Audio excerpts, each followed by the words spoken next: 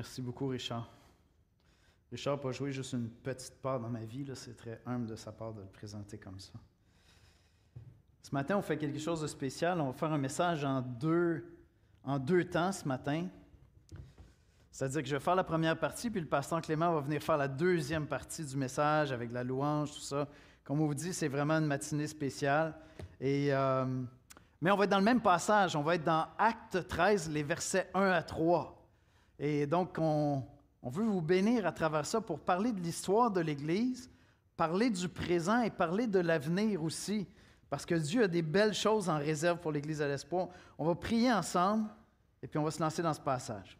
Seigneur Jésus, on te bénit pour les pasteurs, les frères et sœurs, les ouvriers, les serviteurs qui nous ont précédés, déjà qui ont quitté la France pour venir implanter une église ici, Monsieur, Madame Beau, mais tous les Québécois qui se sont joints, que tu as amenés à te connaître, à se greffer à cette église, Seigneur, que tu as greffé à cette église, que tu as formé à l'espoir, les pasteurs qui ont passé, le ministère qui a suivi pour Richard et Janice. Seigneur, on te bénit d'être témoin de ton œuvre, Seigneur. Témoin de ton œuvre dans nos vies personnelles. Encore ce matin, Seigneur, j'ai l'impression, c'est ce que je te disais, j'ai l'impression d'être plus un observateur de ce que tu fais qu'un acteur, Seigneur, de l'œuvre de Dieu. C'est vraiment toi qui le fais dans ma vie, dans mon cœur, dans nos vies, nos cœurs.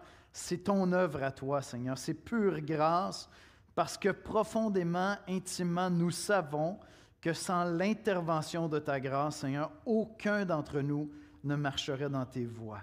Nos cœurs, Seigneur, se seraient déjà éloignés depuis très longtemps de toi. On te prie de nous parler ce matin, de remplir nos cœurs d'actions de grâce personnellement, dans nos familles, dans nos vies. Là où nous sommes, Seigneur, pour cette Église, nous voulons te bénir, ô Dieu, et te rendre toute la gloire. C'est en Jésus-Christ que nous te prions. Amen.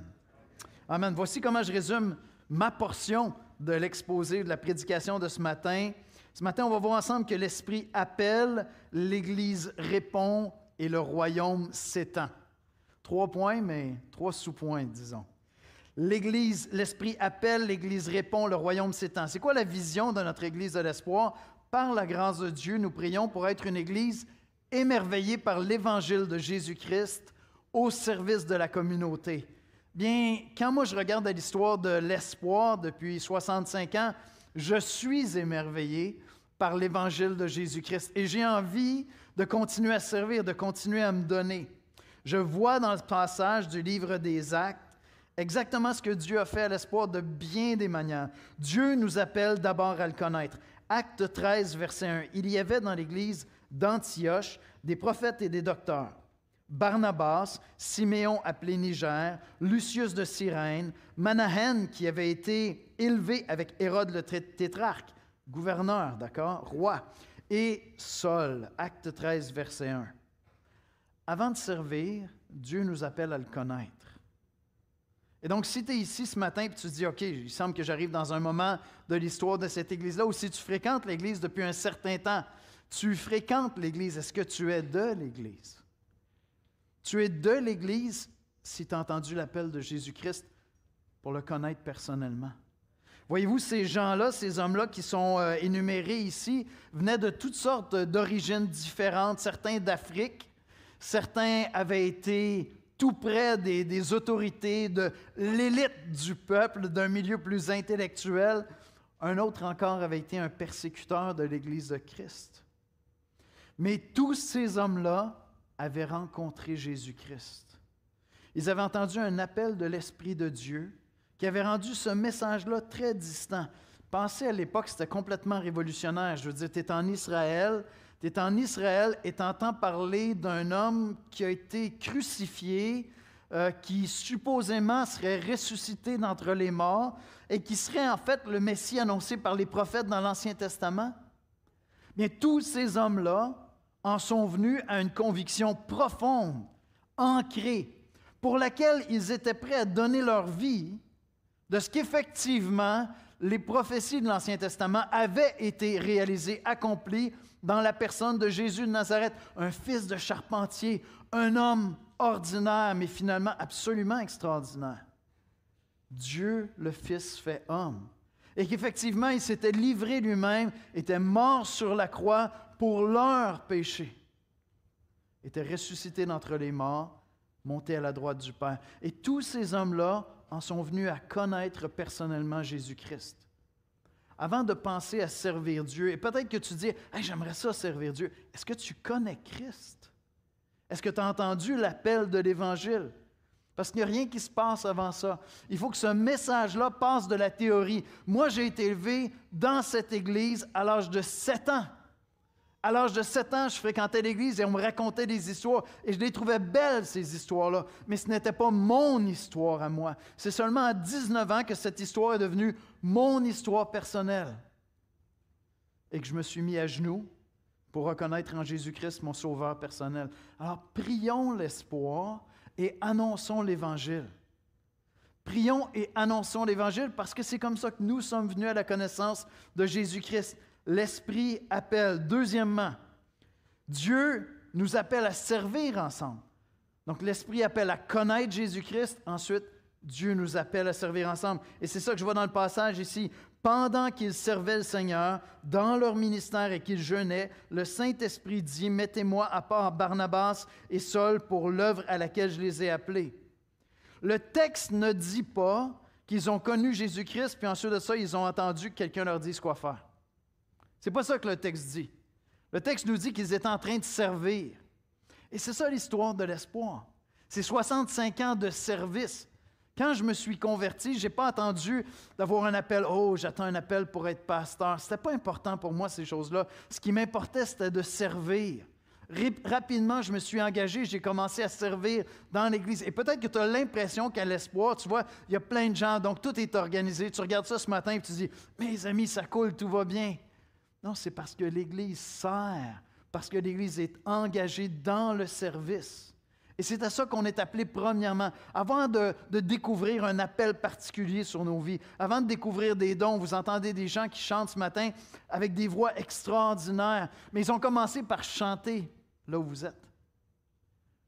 Tout simplement, ils ont servi la gloire de Dieu en chantant des louanges à Dieu avec une grande simplicité. Et ce que je vois dans le passage ici, c'est que lorsque Dieu appelle des gens qui servent. Parce qu'on ne veut pas avoir des gens appelés qui n'ont pas découvert c'est quoi être un serviteur. Amen?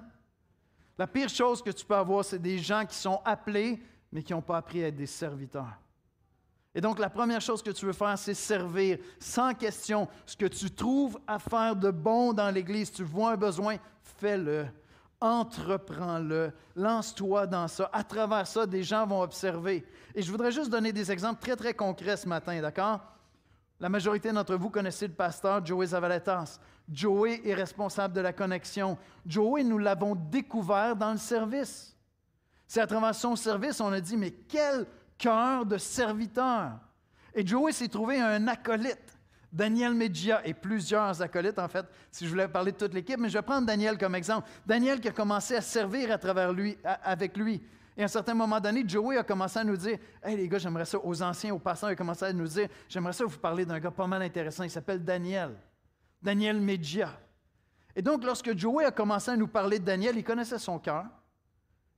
Il connaissait déjà le fond de cet homme-là, sa nature réelle, parce qu'il servait avec lui. Ce matin, vous voyez en avant Victoire Bedon. Mais Victoire est en train de servir, que ce soit derrière, que ce soit en avant, que ce soit en train de nous assister dans des projets, elle est en train de servir. Ce n'est pas un problème. Vous voyez Olena qui est au clavier. Olena qui est arrivée il y a quelques années au Canada dans un contexte extraordinairement difficile de l'Ukraine. Et Yuri et Olena sont des exemples merveilleux de service. On arrive, l'avion atterrit, qu'est-ce qu'on peut faire? Qu'est-ce que je peux faire? Parce que c'est comme ça que Dieu va nous appeler. Ce que tu trouves à faire de bon dans l'Église, fais-le. Tu vois un besoin, fais-le. C'est à travers ça que Dieu va appeler. L'Esprit nous appelle à connaître Christ. Dieu nous appelle à servir ensemble dans l'Église. Et enfin, Dieu appelle l'Église à envoyer. Voyez-vous, une des choses qui fait partie de l'ADN de cette Église-là, pour aussi longtemps que je la connais, cette Église-là, ça va faire bientôt 40 ans que je la connais plus intimement depuis ma conversion. D'accord? Donc, ça fait un bout là, que je connais l'Église. cette Église-là considère que les gens qui la composent ne lui appartiennent pas. C'est dans notre ADN. Richard Roule, à l'époque, il voyait l'Église comme une pépinière d'ouvriers. Et donc, cette vision que nous avons à l'Espoir de dire notre plus grande joie, ça va être de te voir quitter. Pas parce que tu es fâché, parce que Dieu t'appelle. Il n'y a personne ici qui appartient à quelqu'un d'autre que Jésus-Christ. J'en suis la preuve, mais on a plein de preuves dans l'Église. Et l'Église prend plaisir à envoyer. C'est déchirant. On est une Église qui envoie. Là, on s'attache aux gens. On a des serviteurs en formation. Je pense à Philippe et Myriam. Philippe va terminer sa formation très bientôt, dans quelques mois. Et il va entrer dans une période de discernement. Où est-ce que Dieu les appelle? On a commencé cette conversation-là ensemble. Ça me fait toujours un petit pincement dans le cœur. Je dis, quoi, Philippe ne va pas rester avec moi jusqu'au retour de Jésus? Eh non, Dieu les appelle. Et donc, c'est vraiment dans l'ADN de cette Église. Alors qu'on est en train de servir, Dieu va appeler l'Église à envoyer. Regardez ce qu'on lit au verset 2 et 3. Pendant qu'il servait le Seigneur dans le ministère et qu'il jeûnait, le Saint-Esprit dit, « Mettez-moi à part Barnabas et Saul pour l'œuvre à laquelle je les ai appelés. » Je peux vous assurer d'une chose. Il n'y a personne qui va se comporter avec vous ici comme si vous apparteniez à l'espoir. Vous appartenez à Christ. Et le jour où vous venez nous voir et vous dites, « Hey, les pasteurs, je pense que Dieu m'appelle à aller servir à l'autre bout du monde, à aller servir dans une autre église, à aller appuyer Doxa dans son implantation, à aller à Sorel, peu importe là où Dieu vous appelle, vous allez partir avec notre bénédiction, avec nos prières, on va vous accompagner. Parce que Dieu nous appelle à envoyer. Et ça parle de l'abondance que Dieu a donnée à l'Église de l'Espoir, la richesse que Dieu a donnée à l'Espoir. Quelqu'un a dit, le Saint-Esprit ne propose pas ce qu'il faudrait faire, il ordonne ce qu'il veut dans son œuvre. Amen? Et donc, pendant que tu es en train de servir, Dieu va préciser un appel sur ta vie, au cégep, dans un ministère particulier. Dieu va mettre sur ton cœur des choses pour ta famille. Dieu va mettre sur ton cœur peut-être de partir en mission court terme. Dieu va mettre sur ton cœur des choses alors que tu es en train de servir. Et la beauté de ce que je vois dans le passage qui vraiment concorde avec mon histoire personnelle, c'est que l'Église va être là pour t'accompagner dans ton discernement. Et donc moi, très tôt, dans la première année de ma vie chrétienne, je suis allé voir Richard Roule. En d'autres mots, j'ai dit, un jour, j'aimerais prendre ta place. Je ne le disais pas comme ça à l'époque, surtout que je le vous voyais. Mais voyez-vous, j'avais cette aspiration-là. Et puis là, j'allais voir Richard, puis je disais, je pense que je suis appelé au ministère. Puis Richard me disait, écoute, si tu peux faire d'autres choses, va faire d'autres choses. C'est pas facile, le ministère. Envisage d'autres possibilités. Va faire un bac en attendant. Je suis en train de faire une technique en éducation spécialisée. Mais c'était là sur mon cœur. Et je me souviens d'un moment où Richard s'assoit avec Esther et moi, et il dit, si vous vous préparez pour le ministère, vous comprenez que vous allez vous investir pendant 4, 5, 6, 7 ans avant que l'Église reconnaisse votre appel. Parce que ça se peut qu'à l'issue de ça, l'Église dise, mais tu es appelé à servir Dieu, mais à autre chose. Tu n'es pas appelé à ça. Mais on avait ce fardeau-là sur notre cœur, et l'Église était là pour donner le « Amen ». Parce que l'Église te voit servir, elle te voit t'engager. L'Église voit ton attitude de cœur, voit le don de soi. Et donc, je savais très bien que j'allais attendre le « Amen » de l'Église pour confirmer mon appel. L'Esprit nous appelle à connaître Jésus-Christ. Dans l'Église nous appelle à servir ensemble. Et ensuite, l'Église est appelée à nous envoyer. J'aimerais ça, en terminant, vous lire une lettre qui est affichée dans mon bureau. C'est une prière, en fait, vous l'avez juste là. Elle est affichée lorsque vous rentrez dans mon bureau sur la droite. J'ai écrit ça alors que j'avais 26 ans et que l'Église m'appelait, après toutes les années de formation, à entrer dans le ministère pastoral. Voici ce que j'ai écrit. Pardonnez-moi si je deviens émotif. Père céleste, je ne sais comment exprimer le profond sentiment de gratitude que j'éprouve en ce moment à ton égard. Tu sais combien je suis ému. Rarement l'ai-je été à ce point dans ma vie. Seigneur bon berger des brebis, je reçois ceci comme la grande confirmation de ta part que tu m'appelles à paître ton troupeau. Ce vote unanime à mon effet, je le reçois comme venant de toi. Ô mon Dieu, combien tu es bon, riche en amour.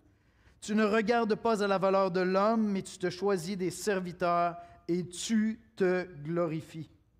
Cette décision de tes enfants ne pèse pas sur mes épaules comme pour m'écraser. Elle est bien au contraire un vivifiant extraordinaire. Merci, mon Père. Toi seul sais combien mon cœur t'est reconnaissant. Yannick. Gloire à Dieu. Gloire à Dieu. Ça, c'est l'espoir. C'est ça, l'Église de l'espoir. C'est des gens que Dieu appelle de n'importe où à connaître Jésus-Christ. C'est des gens qui entendent l'appel de Dieu à servir ensemble. Qu'on vienne de n'importe où sur la planète, quelles que soient nos conditions, quelle que soit notre richesse, notre connaissance, humblement, ce qu'on trouve de bon à faire, on s'y engage et on se met à servir. Et à travers le service, Dieu nous appelle à des ministères particuliers, à sa plus grande gloire. Priez pour l'espoir afin que Dieu continue à appeler. Servez à l'espoir afin que Dieu vous appelle et annoncez l'Évangile de Jésus-Christ afin que d'autres viennent à la connaissance de Christ. On va prier ensemble. Seigneur Jésus, nous voulons te bénir ce matin, te glorifier parce que tu appelles. Tu m'as appelé à te connaître. Tu as appelé des centaines de personnes ici à travers l'espoir à te connaître personnellement. Et Seigneur, tu nous places au service les uns des autres. Humblement, tu nous places au service les uns des autres. Gloire à ton nom, Seigneur. Donne-nous la force de faire ce que nous trouvons à faire de bon, sans attente d'estime, de bravo, de hurrah, mais simplement servir avec un cœur de serviteur, Seigneur. Parce que nous désirons être au service de la communauté. Nous voulons être caractérisés comme Église jusqu'à ton retour par cette posture de serviteur, Seigneur. Et Esprit Saint de Dieu, mets à part qui tu veux pour chaque appel que tu as, Seigneur. Et nous nous engageons formellement devant toi, toujours, Seigneur, à bénir et à envoyer ceux que tu appelles, Seigneur. C'est dans le précieux et glorieux nom de Jésus-Christ que nous te prions.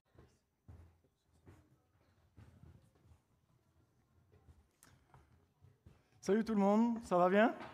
Vous tenez le coup jusque-là? Je vous promets, ça va plus être trop long. Mais je vous avais parlé que c'était un culte spécial parce qu'on veut fêter les 65 ans de notre vie d'église. Et 65 ans, je ne suis même pas rendu à la moitié dans mon âge. Je mourrais d'envie de vous faire une blague. Vous avez vu Richard Hull avec une veste et une cravate. Puis vous avez vu Yannick sans la cravate. Puis vous me voyez sans la veste. Que sera la prochaine génération? Je mourrais d'envie de faire cette blague.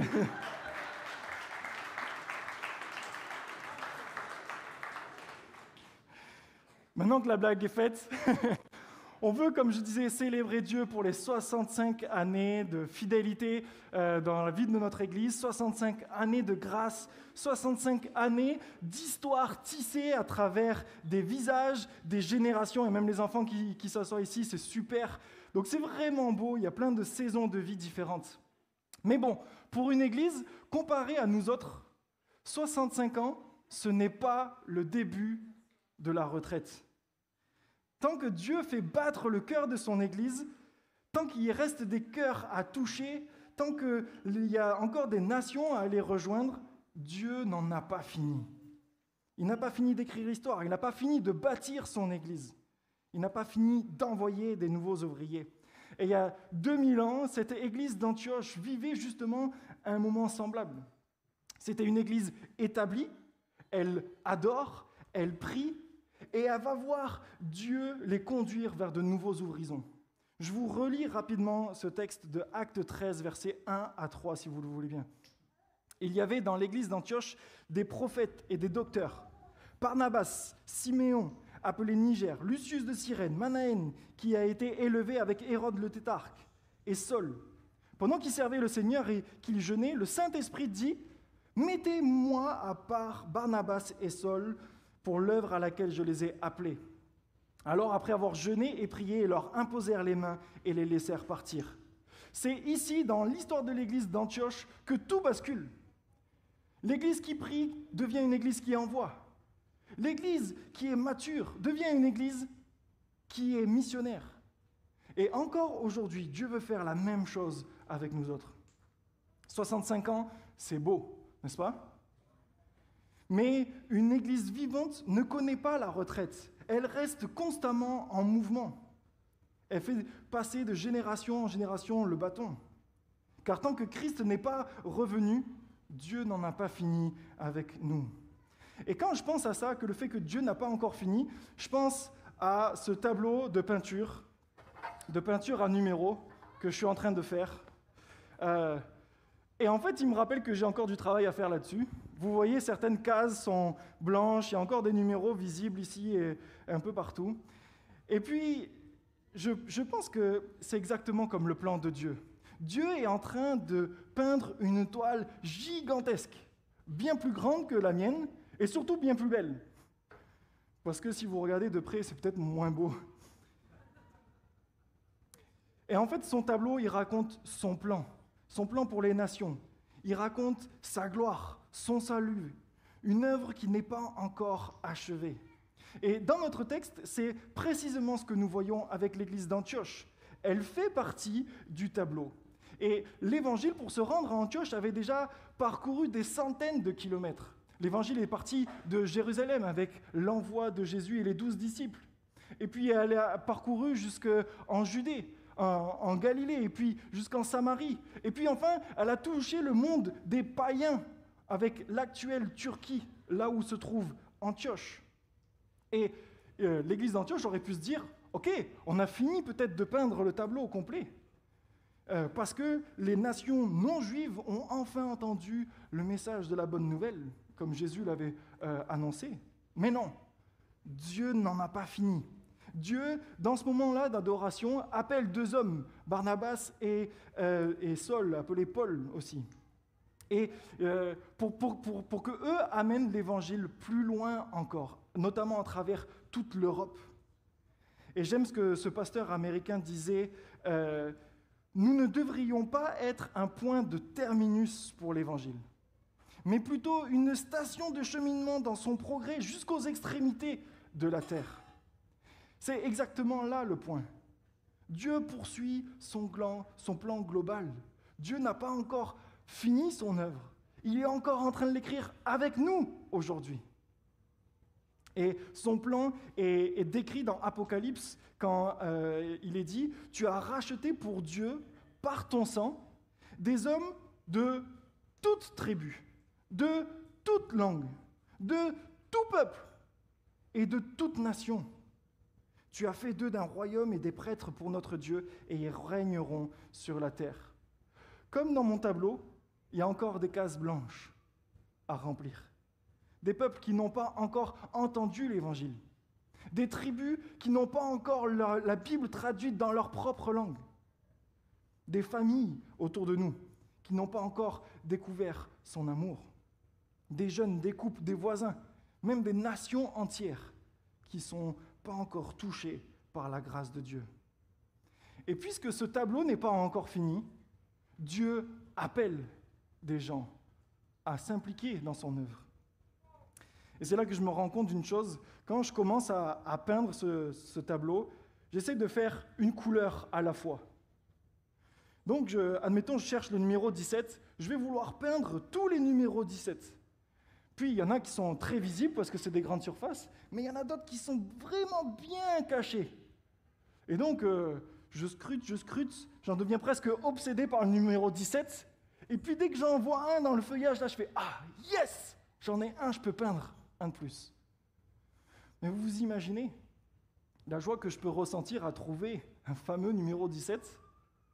Quelle est la joie de Dieu lorsqu'il trouve des hommes et des femmes qui sont là et qui disent « Seigneur, voici ma vie. Peins avec ma vie. Je t'en supplie. » Et c'est exactement ce que Dieu fait aujourd'hui. Il cherche ces fameux numéros 17, ces fameux numéros Église Espoir. Qui va être prêt à se lever et à servir ? Dieu cherche des cœurs ouverts, des vies disponibles, des personnes prêtes à refléter la beauté de son quotidien, dans leur quotidien, dans leur travail, dans leur famille, dans leurs relations. Et quand il en trouve, il sourit. Parce que c'est exactement pour lequel il nous a créés. Éphésiens 2, verset 10 nous dit « Nous sommes son ouvrage, créé en Jésus-Christ pour de bonnes œuvres que Dieu a préparées d'avance afin que nous les pratiquions. » Bien que dans notre texte, Dieu appelle juste Barnabas et Saul et Paul, c'est un appel spécifique pour eux-mêmes. Mais c'est l'Église entière qui est appelée à y répondre. Car c'est ensemble, c'est en Église globale qu'ils vont les laisser partir après avoir jeûné, prié et leur avoir imposé les mains. C'est dans un temps d'adoration communautaire que Dieu parle. C'est l'Église tout entière qui prie, qui écoute et qui obéit Dieu en lui mettant des gens à part. Autrement dit, dans ce texte, ce n'est pas juste l'affaire de 2 spécialistes. Non, c'est une affaire de toute une Église entière qui répond à l'appel de Dieu. Paul et Barnabas partent, oui, mais toute l'Église est en mission. Parce que dans le plan de Dieu, chacun a un rôle à jouer. Et quand une Église tout entière se rend disponible, alors le tableau commence à prendre vraiment de belles couleurs en entier. Mais je dois avouer quelque chose, c'est qu'il y a certaines parties de mon tableau qui ne sont pas le fun à peindre. Des parties plus longues, puis des fois les couleurs ne sont pas forcément super belles, en tout cas ce n'est pas mes préférés.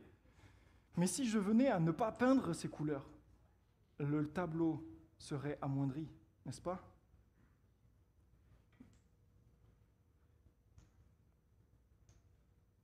Quand je peins, ce n'est pas toujours aussi excitant que ça. Pourtant, Dieu est le plus glorifié quand son peuple trouve sa joie en obéissant à son appel. Quand je peins et que je n'éprouve pas tant de plaisir, ça me fait penser que la vie chrétienne n'est pas aussi un long fleuve tranquille. Tout de suite, après notre passage dans Acte 13, dès le verset 6, Paul et Barnabas se rendent compte que la mission ne va pas être simple. Verset 8, il est dit « Mais Élymas, le magicien, car c'est ce que son nom signifie, faisait opposition, cherchant à détourner de la foi le proconsul. » Et un peu plus loin, dans Acte 14, sur le même voyage, la tension monte encore de niveau. Alors survint d'Antioche et d'Icône des Juifs qui gagnèrent la foule et qui, après avoir lapidé Paul, le traînèrent hors de la ville pensant qu'il était mort. Autrement dit, il y a des couleurs ternes dans la vie du disciple. Des moments où la foi, où l'annonce de l'évangile devient difficile, où les fruits se font attendre, où l'encouragement semble rare. Et pourtant, Dieu peint aussi avec ces moments-là. Peint aussi avec ces couleurs-là. Parce qu'il sait que sans elles, le tableau perdrait de sa valeur, de sa profondeur. Ces épreuves ne sont pas un accident. Elles font partie du chef-d'œuvre. Dans la douleur, Dieu creuse la foi. Il façonne le caractère. Il ouvre la voie à des vies transformées. Et tout le long de Actes 13 et 14, ce fameux premier voyage missionnaire que l'apôtre Paul fait, malgré les persécutions, des hommes et des femmes se tournent vers Christ. Des églises naissent, des anciens sont établis. Ce n'est pas un tableau sans ombre, c'est un tableau vivant, vrai, chargé d'espérance. Et au centre de ce tableau se trouve l'œuvre de Jésus, la croix. La croix, c'est la couleur la plus sombre. Et en même temps, c'est la plus belle. C'est là que Jésus a souffert, qu'il a été brisé, rejeté, cloué. Mais c'est aussi là que le salut jaillit, que la lumière perce les ténèbres. La croix, c'est la preuve que Dieu transforme la souffrance en gloire, la mort en vie, l'ombre en lumière. Alors oui, parfois, nos saisons semblent grises, nos coups de pinceau semblent maladroits, nos efforts insignifiants, mais un jour, quand on va prendre du recul, alors on va voir la beauté de l'œuvre de Dieu dans nos vies et même à travers notre Église et à travers les générations de ce qu'il est en train de faire. Toutes ces teintes, même les plus ternes, ont contribué à révéler la beauté de Dieu. Et cette beauté, c'est Jésus lui-même. Quand je prends du recul sur mon propre tableau, je vois encore des numéros. Et surtout, je vois les contours. Et ça me rappelle quelque chose. C'est que moi, je ne suis pas du tout un artiste. J'ai besoin de ces lignes. J'ai besoin de savoir quel numéro correspond avec quelle couleur pour qu'est-ce que je dois mettre. Mais Dieu n'a pas besoin de lignes. Dieu n'a pas besoin de numéros. Il est l'artiste parfait. Il pourrait juste peindre comme ça et le tableau serait magnifique. C'est la même chose avec nous. Dieu a choisi des numéros, des lignes pour nous, pour que nous-mêmes nous puissions prendre part à son œuvre, pour que lui puisse nous rendre participants à son œuvre, pour que nous puissions participer à sa gloire. Le but ultime de Dieu, c'est que nous soyons émerveillés, que nous soyons participants de ce que lui fait. C'est exactement ce qui se passe à la fin du voyage missionnaire de Paul et Barnabas. Verset 27 du chapitre 14, il dit « À leur arrivée, ils convoquèrent l'Église et racontèrent tout ce que Dieu avait fait avec eux et comment il avait ouvert aux nations la porte de la foi. » Quel moment de fête! On peut s'imaginer ce moment de rassemblement où ils louent Dieu, où Paul et Barnabas témoignent de « Waouh, Dieu a fait ça! Dieu a ouvert l'Évangile à des gens qui ne connaissaient pas l'Évangile, qui ne connaissaient même pas le nom de Jésus. » Ça devait être un moment où toute l'Église s'émerveille. L'Église avait donné financièrement pour les envoyer. L'Église les avait soutenus dans la prière. Et c'est ça le cœur du plan de Dieu. Pour ça qu'il y a ces fameuses lignes, ces fameux numéros, pour que son peuple puisse participer avec joie, pour qu'il puisse contempler de près la gloire de Dieu. Dieu n'a pas besoin de nous pour accomplir son œuvre, mais il nous invite à être aux premières loges pour la voir et la vivre et s'en émerveiller. Dans le fond, tout ce message, tout ce tableau, c'est ce que nous voulons vivre ce matin. Et c'est ça le but. Ce matin, c'est une invitation, non seulement personnelle, mais aussi collective, pour se dire, Seigneur, rends-nous spectateurs de ton œuvre ici. Rends-nous spectateurs de ta gloire. Ne nous laisse pas regarder ton œuvre de loin, mais rends-nous participants aux premières loges. Même au cœur des épreuves, les couleurs semblent ternes, mais apprends-moi à voir ta main et te faire confiance. Utilise nos vies, dans nos familles, dans notre travail, dans nos ministères, nos engagements, pour que ton évangile continue de se répandre. Vraiment ça le but de la mission, de ce que l'on veut vivre ce matin. Alors permettez-moi juste de prier pour terminer. Seigneur notre Dieu, oui, rends-nous spectateurs de ta gloire. Ne nous laisse pas regarder ton œuvre au loin, je t'en supplie, mais qu'on puisse être au centre de ton œuvre, que tu puisses te glorifier, Seigneur. Utilise nos vies, utilise ma vie, Seigneur, pour manifester ta gloire. Sois élevé, mon Dieu.